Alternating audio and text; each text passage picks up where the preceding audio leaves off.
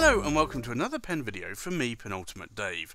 So today I'm going to show you my currently inked pens. Now there's a caveat here, this is not all of my currently inked pens, and I'll tell you why, and there's a number of reasons, but basically I have around 60 fountain pens currently inked. Now that is a crazy amount of fountain pens inked, and there's just no way that I can really go through 60 pens on camera. However, if that's what you would like to see me do in future, then please do leave a comment and let me know, because if enough people want to see 60 fountain pens inked up, then I guess I'll show them. But for this video, I decided I would show you my currently inked fountain pens that I'm going to be using in this coming week. So this is a reduced selection of that currently inked. Now, I'll tell you why I have 60 fountain pens currently inked. So there's several reasons behind this. One of the reasons is that I have actually been recording quite a lot of videos over the last several weeks. Those videos are reviews of pens that I currently have in my collection. So you'll be seeing those reviews being released over the coming weeks. So each of those pen reviews, I've had to ink up pens that are not currently inked.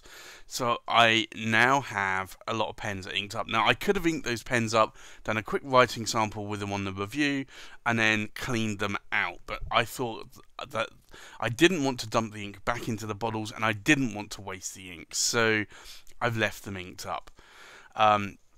So that's one of the reasons, and I guess the second reason is that we have our pen club that was coming up on the 2nd of June. So I've had a lot of requests to actually bring various pens, and a lot of those pens also were pens that weren't inked up. So that's kind of my excuses as to why I have 60 fountain pens inked up. I typically normally work somewhere between 30 and 40 fountain pens inked up at any one time. So 60 is, for me, really pushing it. So I want to try and get through and use some of the ink in these pens. So today I'm just showing you a reduced selection of these currently inked pens. So this is the first 10 pens. So from left to right, we have the Visconti watermark, and this is a lovely silver pen. It's made of AG925 sterling silver, and it is plated with 0.3 microns of palladium to give it not only a shine, but also to try and stop the oxidization or patina sort of happening on the pen. So this, you can see here, is a really lovely pen, and I'll have a review of this coming shortly.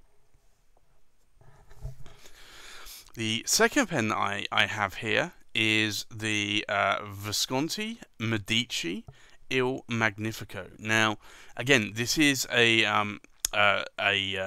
sterling silver pen. It actually has this aged look to it, as you can see here. But it also is, the actual body is actually made out of marble. And it has this really lovely marble pattern on it. It's a very heavy pen, weighs in around about 70 grams. I do have a unboxing and review available for this, so if you want to take a look at that video, you can do. And I also have the third pen here, is the Visconti Speakeasy. Now this is a mammoth of a pen. It has the My Pen jewel on the cap there, cap finial, but it is a massive pen. It's almost like either a marker pen or a cigar, because it is very, very chunky, and I'll show you here. if I show you that is a massive, massive pen. So luckily you cannot post this pen. So for me, like, even at this size, it is actually really massive. And I also have a video review of this up and available if you want to have a look at it.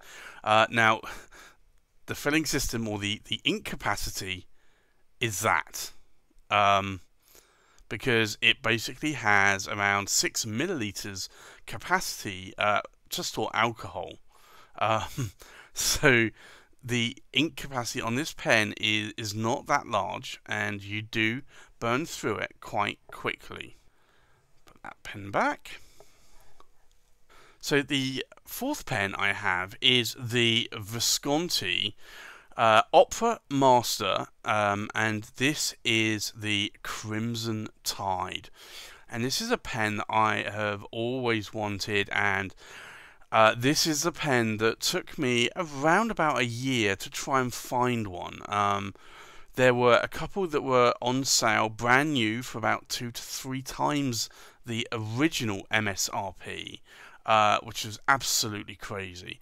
Now, these don't come up on the used market that often, and I was lucky to be able to pick this one up. This also has the My Pen Dual in there as well that I have. I only have 2 duals, and I switched the red one out to the Speakeasy because I felt that actually made it look a little bit better. And I have this kind of like orange one on the Crimson Tide at the moment, but I don't know, I may just put the normal finial back, or I may get another red finial. Now, actually, I should actually just show you. The nib on this is a stub nib. So it's a 1.3 millimeter Visconti 23 carat palladium nib. And I really do like these stub nibs. So that is really nice. Now, the first 3 pens, the Watermark has a medium nib on, the Medici Il Magnifico has a medium, and the Speakeasy has a medium.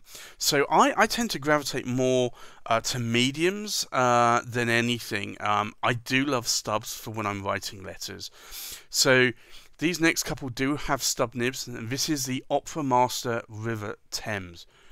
And this is such a stunning pen and pattern there that I really love this pen a lot. So I have this one inked up, and again, so this has a 1.3 millimeter stub on it. If I zoom in a bit, you'll be able to see it there. So it is a really nice stub. And as I said, I really do like writing letters with stubs. I think it sort of, my handwriting doesn't look good with an extra fine nib. It looks better with a medium, looks better with a broad or a 1.3 millimeter stub. And so this is another Opera Master. This is the Visconti Opera Master Luna from Goulet Pens.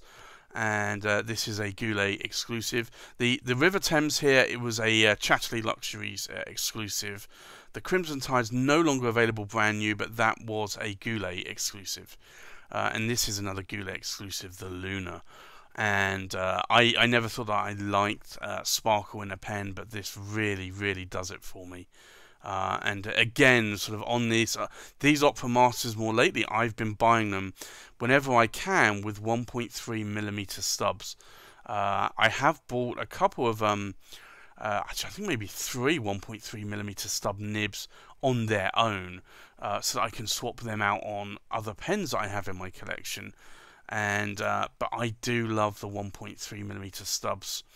And it just accentuates my handwriting. My handwriting looks better and better the wider the nib gets. At least I think so. And I've had a few comments from other pen pals as well. So that's kind of why I like those. Now this one here is a Visconti Belgica, and this is a lovely gold overlay. And this is smaller than the Opera Masters that you can see there. So, but it's still, like, in my hand, this is still a very sizable pen. Now, I could post it if I wanted to, and it becomes a Harry Potter wand. So I wouldn't want to do that. It is a large pen. Now this pen, I was really lucky to get hold of. This is if I can just get this to focus a bit. This is a broad nib, and it's an 18 karat gold nib. And I absolutely love this nib. It is a dream to write with. So I'm really glad that I picked that up, and I actually picked it up for a very good price as well. Now, one of the real special pens in my collection is this stunning beauty, and this is the Visconti Luxor. Now, sometimes it's called the Luxor Obelisk. Sometimes retailers call it the Luxor 88 because there's only 88 of these made worldwide. But it is a maquillé pen with I think it's 6 layers of lacquer, if I remember correctly. And it is a lovely Egyptian sort of hieroglyphic pen, and I really do love this pen. Now, this pen, like a lot of these more rarer pens, are difficult to get in a nib size that I would like. So this nib here is a medium nib, and I'd like to have got this in a broad or double broad or 1.3mm stub. However, I can swap the nibs out on this, so that doesn't bother me so much. If I want to, I can. It's a 23 karat palladium nib. And I really do love this pen. It is a gorgeous pen in my collection. So that's currently inked with Konpeki. And then I have this Visconti Opera Silver Dust, and this is a lovely pen too. So I really do like this pen. It's inked up with Mont Blanc Oyster Grey. Now, the ink, even though it's a grey ink, looks rather black in the barrel. But the silver dust that you see in the barrel here, that accentuate the ink colour, it just makes it look so much better. Now, in terms of the nib, I actually was able to get a 1.3mm stub on this nib. So I'm actually really glad that I was able to get that. So I really do like this nib. So as you can guess by now, I do like 1.3mm stubs. Now there's this lovely pen, which is the Visconti Camelot, and I've shown this before. I'll have another actual full video review of this pen coming up soon, but it's made of chainmail, and it is an absolute stunner of a pen, and this is something that I absolutely love. Now, you don't feel the chainmail, you don't feel those links, it's just absolutely smooth, but it is a lovely pen. So again, that one is actually inked up. Now, I did normally have this inked up with Mont Blanc Oyster Grey, but I've actually started to ink this up with Mont Blanc Lavender Purple. Now, I normally like to actually have the same colours to pens so that I can easily remember which colour is in a pen just by picking it up. Like, I would hate to pick up one colour pen and find a different colour ink in it. Like, it would almost be like picking up a yellow felt tip pen and finding it writes purple. Like, it just confuses you. And so I try to match ink colours to pens. Now, there are exceptions to that rule. I tend to ink up any black or demonstrator pens with any ink colour whatsoever. And then there will be some pens like this pen where, like, maybe I'm using too much of maybe between Oyster Grey and Diamine Earl Grey, that I'll decide, okay, I'm going to put another ink in there that I know that I can remember. So for this one, every time I pick this pen up, I immediately think, oh, it's got oyster grey in, but then quickly remember, no, it has lavender purple in it.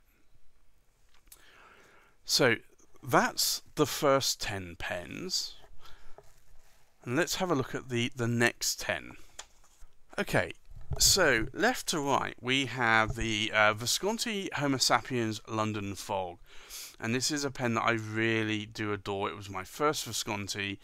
It has a lovely swirl pattern, although it is a little bit more difficult to see that swirl pattern in the where the ink is. But it is lovely.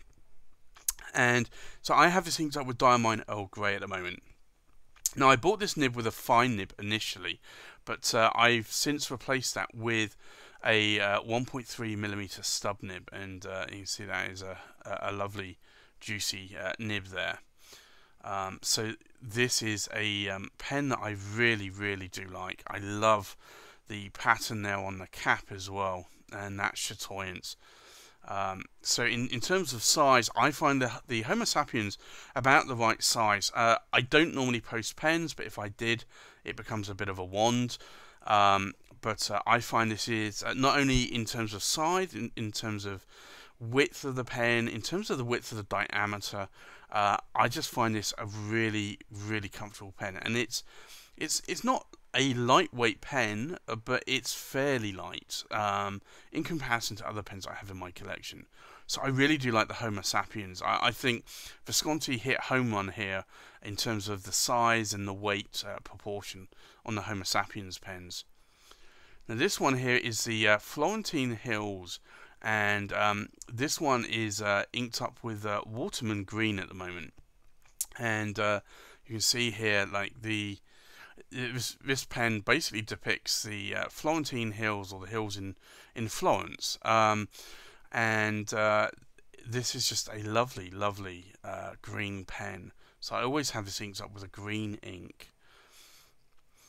And then we have the Visconti Chianti, which is really to symbolise the Chianti region of Italy. And this is a lovely red. Now, there isn't a huge amount of swirls on this pen, or in terms of the gold parts of the swirls, but there are several areas that do have massive gold chatoyance there, and I really do love this pen. So this for me is a lovely pen, and I always ink this up with a red ink. And then we have the Caput Mundi, and this is a Italian exclusive, and this I got from Silograph Corsani. There are silver and dark trims. This is a bronze trim, and I really do like this. And again, Homo Sapiens are, for me, the right size of pen. So like some people write with the pen more in the center there. I don't. I tend to write with my pen like that. So it's almost like going near my knuckle there. But for me, I find that is a really nice size pen. And this comes with a medium nib. Now, the Florentine Hills and the Chianti both have medium nibs on them. So that has a medium nib on the Caput Mundi as well. I have on the Jade, I have another medium nib. This has the Visconti My Pen Gemstone. That actually comes with the pen. You don't. It's not one of these where you have to buy it separately. And then you can see here the ink kind of sloshing around in that barrel. So again, this actually comes with a bottle of Visconti Green ink. So this is inked up with Visconti Green as well. But as you can see here, like, this is a medium nib. But it's a lovely nib. So I do like that. And then I have the Visconti Homo Sapiens. This is the Lava edition, and this is the Bronze Age, and this is the oversize. Now, this is one of the pens I got earlier on in my Visconti collecting, and this has a fine nib, like my London Fog had a fine nib, and the the nib on it is a very bouncy, very springy nib, and I do like how this writes. I have actually decided to leave this fine nib on there because it is just a dream to write with. And this is inked up with Mont Blanc Toffee Brown. And then we have the Dark Age version. So this is with the black ruthenium trim, and this is very understated. Like, I don't normally like black pens. Like, I have a number of black pens. Like, I have some Sailor 1911s, I have an Aurora 88, I have a couple of Mont Blancs, a 146 and a 149, and they really don't appeal to me. Like, this appeals to me more in terms of the colour, because it is that lava black colour with the black trims, and that really does, I think, like the Bronze Age, it stands out, that the brass trims on it stands out quite nicely, but so does this, the ruthenium trim. So this also actually has a ruthenium coated nib, so it is a black nib. And this is a medium nib, so I always, like, this pen is always dedicated to one ink, and that ink is Pilot of Roshizuku Kiri Sami, and it's like a dark grey, almost black ink, but it's an ink that I do like. And then here's another Lava edition. This is the Bronze Age. This is the Marzi edition, and this basically has a painted volcano on the pen. This is airbrushed on by the airbrush artist Claudio Marzi, and this is a real stunning pen. So that has Akamon Steenrud inked up, so I will be trying to empty that pen this week for sure. That's a red ink. And then I have the Visconti Homo Sapiens Corsani 90. Now, this always is dedicated to Diamine Majestic Purple. I really do love this ink. I do love this nib. Now, it came with a medium nib. I have since swapped this out for a stub nib. So you can probably see there. It is a lovely stub nib. And I absolutely love writing with this nib. So, and I love the material in it as well. It is gorgeous. So, that for me is a lovely pen, and I think I've not written a lot with this pen recently, so I think I will actually write more with that this week. And then we have the second edition of that pen, which is the Corsani Octagonal, and it has the octagonal barrel, and it really, again, is a nice pen. Now, this ink in here at the moment, I pretty much dedicate Pelikan Edelstein Topaz to this, and I think if we zoom in there a little bit, you'll see this is a broad nib, but I pretty much dedicate to Topaz. I do like the colour of that ink. I might change the ink colour at some point, put a different colour ink in there, but I don't normally write with topaz coloured inks much, so that's one reason why I dedicate that ink to this pen. So there's 20 pens I have currently inked. Now, obviously, it's only about a third of what pens I do have inked up at the moment, but I thought I would just show you what pens I do have inked up there, and what pens I will be trying to write with, or write dry with this week. Now, there's 20 pens there. There's no way. Most of these pens hold a good 2.5 milliliters of ink. There's no way that I'll probably even get through one, let alone 20 of those. But that's what's currently inked. Like, I'll probably write with some of them, and then if I get to the point where I decide, you know what, let's maybe just clean this pen out and reduce the overall inked pens, then I may just do that. But that's at least a few of the pens I have currently inked. Thanks for watching. Please like, comment and subscribe, and I'll see you on the next pen video. Bye bye.